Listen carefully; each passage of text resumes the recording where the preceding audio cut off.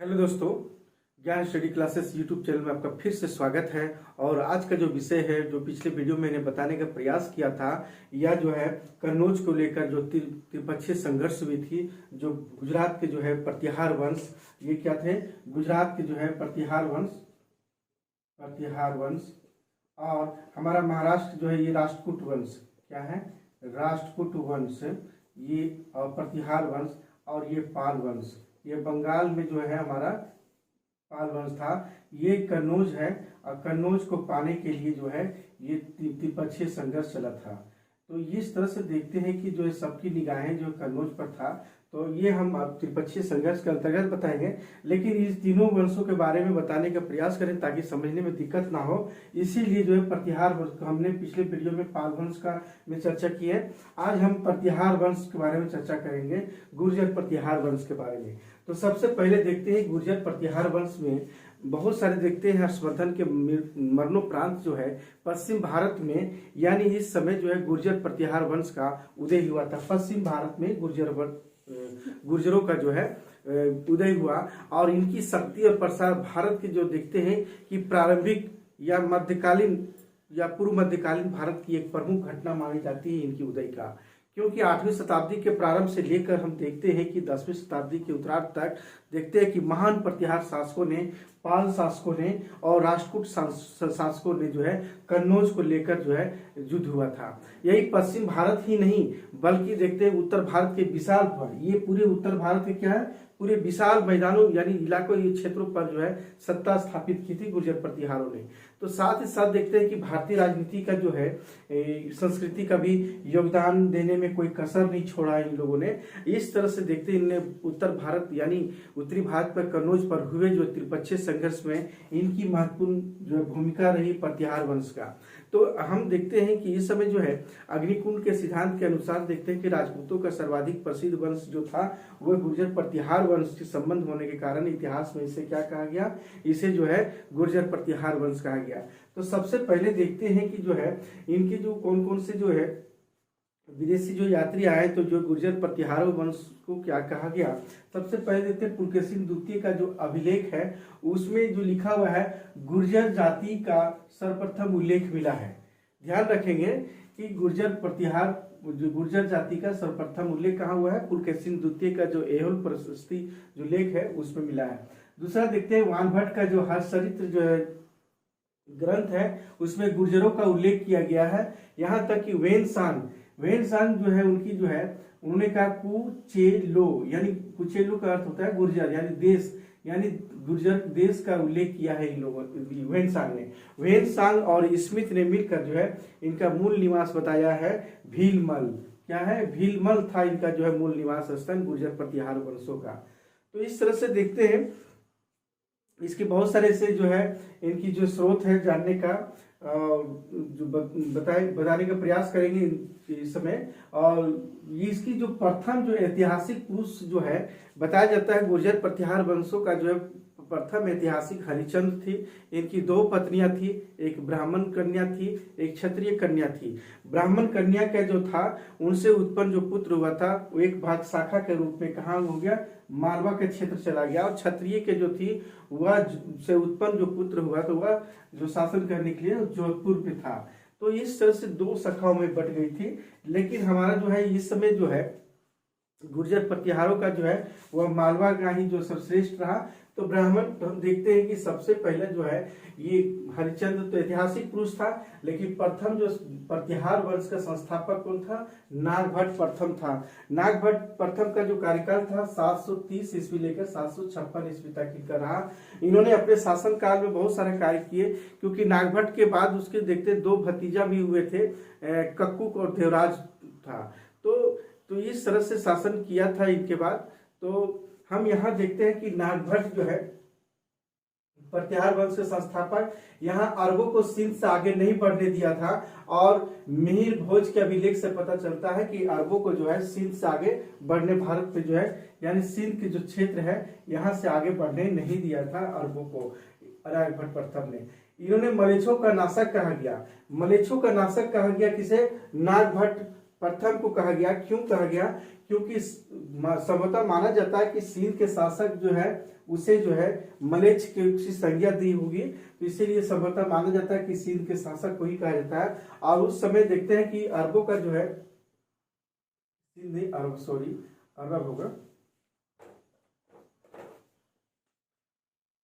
अरब के शासक ही जो है उनको जो है मलेच्छों का शासक उसे संभवतः कहा गया। और अरब के जो शासक थे उस समय कौन थे? उस समय हमारे जो थे जुनैद थे। तो इस समय से देखते हैं कि राष्ट्रकूट वंश दंतीदुर्ग से पराजित हो गए थे, यानी दंतीदुर्ग राष्ट्रकूट वंश थे, तो वो जो है पराजित किया था किसे? नागभट्ट प्रथम को। तो इस तरह से देखते हैं नागभट्ट प्रथम का। इसके बाद हम चलते हैं जो वत्सराज के ऊपर चलते हैं, क्योंकि वत्सराज जो है यानी नागभट्ट के जो बाद जो है इसके दो पुत्र हुए थे। इसके दो पुत्र नागभट्ट के थे, भतीजे। वह कक्कुक और देवराज शाही और शासन कुछ दिनों तक किया था। और इस वंश का चौथा शासक कौन था? चौथा शासक यानी फोर्थ जो चौथे शासक वत्सराज था। वत्सराज का कार्यकाल 775 से लेकर जो है 800 ईस्वी तक था इनका। ये कन्नौज पर प्रभुत्व पहल करने वाला प्रथम शासक था। और वत्सराज जो है इन्होंने जो है वत्सराज फिर इन्होंने जोधपुर पर भी कब्जा किया था, यानी धर्मपाल को पराजित किया था, और लेकिन ध्रुव से पराजित हो गया। यहाँ पर जो शासक जो था पाल वंश का धर्मपाल था, ये धर्मपाल को इन्होंने जो है पराजित किया, लेकिन राष्ट्रकूट वंश का जो ध्रुव था वो क्या किया? पराजित किया किसे? वत्सराज को पराजित कर दिया। तो इस तरह से देखते हैं कि जो है वत्सराज का, लेकिन इसमें एक और था कि यहाँ पर जो वत्सराज ने जो है जोधपुर पर भी कब्जा किया था। और प्रतिहारों की दो शाखाएं क्या हो गई? इसी समय हुई। पूछा जाए कि ब्राह्मण और ये क्षत्रिय दो इनकी शाखाएं थी, यानी मालवा और जोधपुर। तो वत्सराज ने अपने समय में ही जो है जोधपुर को जो है यानी कब्जे में ले लिया। और इस तरह से देखिए जो प्रतिहारों की जो दो शाखाएं में बटी हुई थी वह वत्सराज ने जो है के समय में एक हो गई। इसलिए जो है राष्ट्रकूट नरेश गोविंद तृतीय के राघन अभिलेख से ही पता चलता है कि वत्सराज जो धर्मपाल को पराजित किया था, लेकिन राष्ट्रकूट ध्रुव से या जो है पराजित हो गया। और अंत में जो है ध्रुव ने क्या किया? राजपुताना की ओर, यानी इसको राजपुताना की ओर जो है यानी जो है धकेल दिया गया, यानी क्षेत्र पर जाने पर विवश कर दिया। ध्रुव के वापस लौटने के बाद, जब ध्रुव यहाँ पर लड़ाई किया, वापस लौटने के बाद फिर क्या होता है कि धर्मपाल जो है कन्नौज में जो है एक वत्सराज द्वारा जो मनोनीत शासक जो था हुआ था कौन? इंद्रायुध को जो है इंद्रायुध को हरा करके और चक्रायुध को जो है शासक बनाया। और यहाँ तक कि धर्मपाल जो थे वो धर्मपाल ने कन्नौज में एक दरबार लगाया। बहुत सारे उत्तर भारत के जितने भी राजा थे उन दरबार में जो है भाग लिया था। तो इस बात को थोड़ा समझेंगे, बहुत इंपॉर्टेंट चीज है कि ये जो है ध्रुव जो है इसे पराजित करके राजपुताना की ओर धकेल दिया। और जो इंद्रायुध को जो बैठाया था यहाँ, क्योंकि यहाँ इंद्रायुध और चक्रायुध को लेकर हुआ था, दोनों को भाई को सिंहासन को लड़ाई हुआ था। तो एक तरफ जो है हमारा ये इधर था और चक्रायुध जो था इधर था। तो इस तरह से था। तो चक्रायुध को लेकर कभी इंद्रायुध को लेकर यही जो है उतार चढ़ाव या कहानी थी या युद्ध थी। इसके बाद हम देखते हैं कि जो है नागभट्ट द्वितीय ये वास्तविक संस्थापक थे। क्या वास्तविक संस्थापक थे ये हमारा नागभट्ट द्वितीय। ग्वालियर लेख में जो है इसे दक्षिण में जो है आंध्र और सिंध यानी पश्चिम में जो है जितना सिंध है और कश्मीर उत्तर भारत में कन्नौज में पूरा पर आक्रमण किया था। इन्होंने अरबों से संघर्ष किया था, यहाँ तक कि कुछ छोटे छोटे जो क्षेत्र जो था सामन जो था मालवा और गुजरात को भी जो है कुछ जो छोटे छोटे सामन था उन्हें पराजित किया था, कन्नौज पर प्रभुत्व स्थापित किया था। लेकिन ये भी राष्ट्रकूट गोविंद तृतीय से पराजित हो गया। नागभट्ट द्वितीय कन्नौज पर तो आक्रमण किया, चक्रयुद्ध को वहां पर जो है खदेड़ दिया इन्होंने जो है गया। तो चक्रयुद्ध को जो बैठाया था पहले जो है राष्ट्रकूट ध्रुव के समय में जो बैठाया गया था उन्हें खदेड़ दिया गया और कन्नौज को अपनी राजधानी बनाया। क्या है? कन्नौज को अपनी राजधानी बनाया और यहाँ तक कि मुंगेर के नजदीक एक युद्ध हुआ था धर्मपाल से और उसी समय जो है धर्मपाल पराजित हुआ था। लेकिन नागभट्ट द्वितीय को जो राष्ट्रकूट शासक जो है गोविंद तृतीय, ध्रुव के बाद ये क्या आता है? गोविंद तृतीय। गोविंद तृतीय क्या करता है? यानी इसे जो है यानी नागभट्ट जो है द्वितीय को पराजित कर देता है। लेकिन ये क्या करता है? धर्मपाल को तो पराजित कर देता है, लेकिन राष्ट्रकूट शासक जो गोविंद तृतीय था नागभट्ट द्वितीय को जो है पराजित होना पड़ा था इसे इस तरह से। तो गोविंद तृतीय से पराजित होने के बाद तो देखते हैं कि यह जो है नागभट्ट के बाद जो है अब आता है रामभद्र आता है।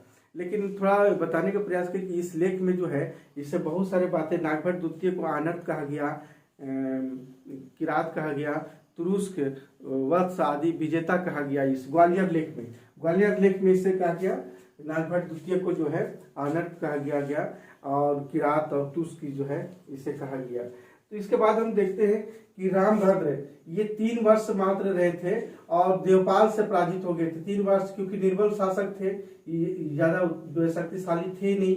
ये 3 वर्ष मात्र रहे 833 से लेकर 36 ईस्वी तक।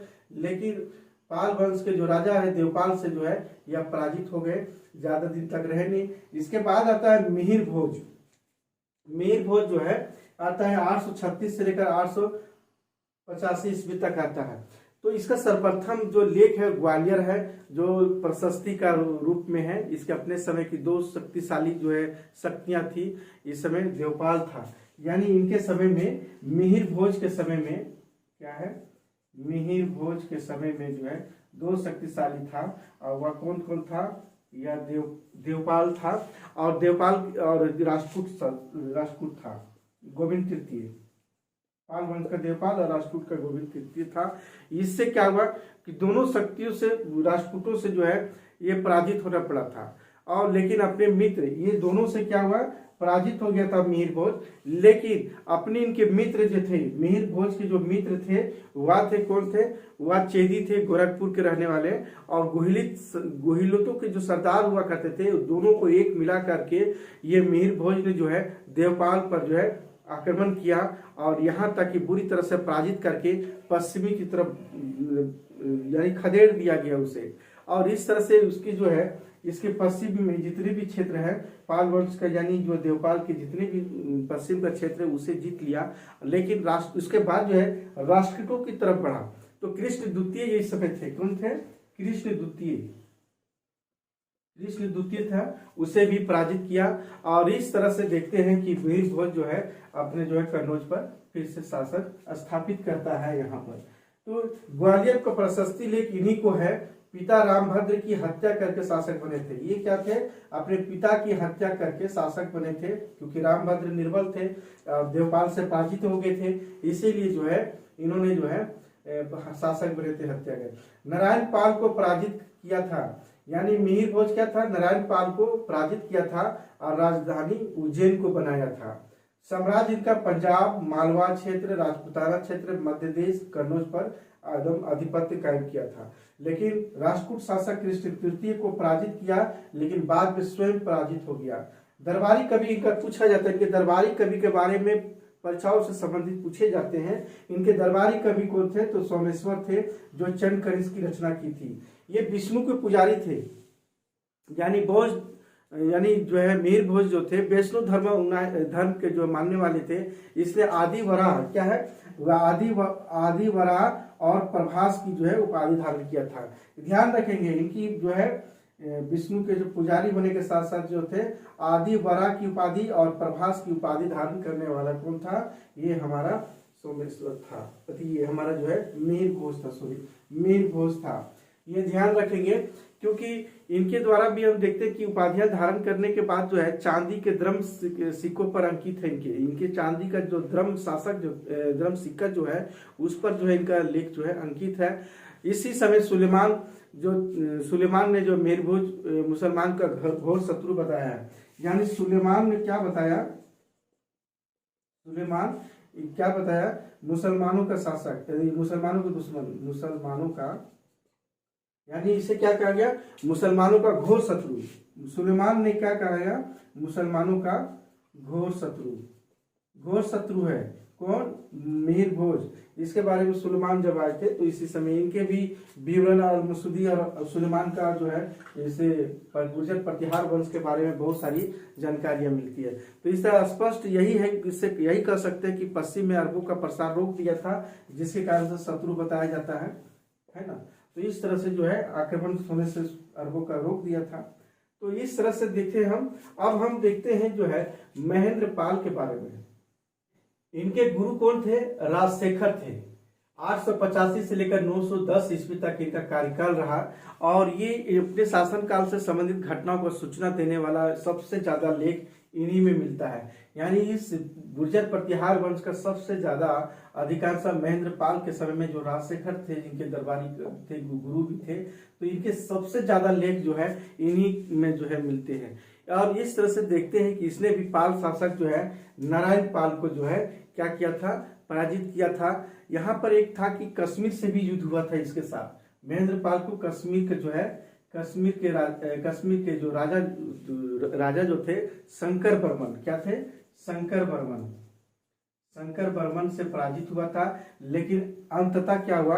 अपना जो युद्ध जीता हुआ था महेंद्र पाल, वह पश्चिमी पंजाब का कुछ क्षेत्र उसे देना पड़ा था, गंवाना पड़ गया था, क्योंकि इसे भारी पड़ गया था शंकर बर्मन के समय।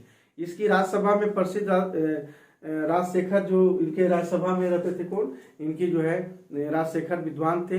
इनने क्या क्या ग्रंथ की रचना की है? विद्साल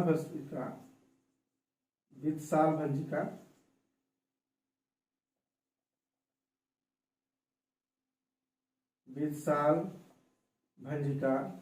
ध्यान रखेंगे ये जो ग्रंथ जो लिखे हुए हैं राजशेखर के द्वारा, इसको आप ध्यान रखेंगे। इसका नाम जो है विद्साल भंजिका, कर्पूर मंजरी, ये कर्पूर मंजरी है। विशाल भंजिका, कर्पूर मंजरी, काव्य मीमांसा ग्रंथ इनके ग्रंथों के नाम है। और बाल रामायण भी इनका है। क्या है? बाल रामायण इनका किताब का नाम है। इसी तरह जो है नाम भी और बहुत सारा है। भुवन कोश, क्या नाम है? भुवन कोश और हरविलास, इनके ग्रंथों की ग्रंथ का नाम है किनका? राजशेखर का नाम है। ये ध्यान में रखेंगे कि इनके समय में सबसे ज्यादा जो है लेख लिखे गए थे। और इस तरह से देखते हैं कि जो है राजशेखर जो है महेंद्र पाल को क्या कहा, ये बहुत इंपॉर्टेंट है, इसको ध्यान में रखेंगे।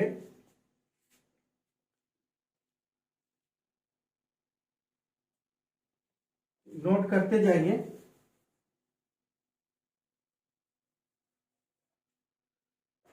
राजशेखर ने क्या कहा? राजशेखर ने महेंद्र पाल को क्या कहा? रघुकुल तिलक कहा और रघु ग्रामिणी। ये इंपॉर्टेंट है कि राजशेखर ने जो है महेंद्र पाल को रघुकुल तिलक कहा और रघु ग्रामिणी कहा। तो ये यही बात को तो ध्यान रखेंगे, प्रश्न पूछे जाते हैं इससे कंपटीशन में, ये ध्यान रखेंगे कि ये बहुत इंपॉर्टेंट है। महेंद्र पाल के शासनकाल के राजनीतिक और सांस्कृतिक दोनों ही दृष्टियों से देखते हैं प्रतिहार साम्राज्य की जो है बहुत विकास हुआ था। कन्नौज ने पुनः एक बार फिर वही प्रतिष्ठा और गौरव प्राप्त कर लिया जो हर्षवर्धन के काल से प्राप्त था। इसके समय में ज्यादा जो है प्रतिष्ठा प्राप्त हुई थी। इसके बाद हम देखते हैं, थोड़ा सा देख लेंगे। कन्नौज के प्रभुत्व का मगध पर क्षेत्र का पूरा विस्तार किया। राजशेखर रघु तिलक, और लिखा हुआ है मैंने बताया, रघु तिलक और रघु ग्रामिणी कहा। मिहिर भोज की जो पत्नी है, मिहिर भोज जो इनके पिता है, चंद्र भट्टारिका देवी का पुत्र था ये महेंद्र पाल। दक्षिणी बिहार और बंगाल से बहुत सारा लेख प्राप्त हुआ है इनका। बिहार शरीफ से प्राप्त हुआ है ना, बिहार शरीफ जो पटना, और गया से भी जो है प्राप्त हुई है। इटखोरी हजारीबाग से भी प्राप्त हुई है, बंगाल से भी जो है प्राप्त हुई है। तो इसके बाद हम देखते हैं अगला जो है महिपाल के बारे में। महेंद्र पाल के बाद महिपाल के बारे में। इनकी दो पत्नियां थी। महिपाल की जो है दो पत्नियां थी, दो पुत्र हुए थे। एक का नाम था भोज द्वितीय और दूसरा था महिपाल। तो इस तरह से 914 से लेकर 943 ईस्वी तक इनका शासनकाल रहा। लेकिन ये भोज द्वितीय और महिपाल जो है इनके पुत्र हुए। इनके समय में ही जो है अल-मसूदी आए थे। क्या थे? अल-मसूदी आए थे, जो कहाँ के थे? वह बगदाद के ही थे। तो इस तरह से जो है ये बगदाद के थे।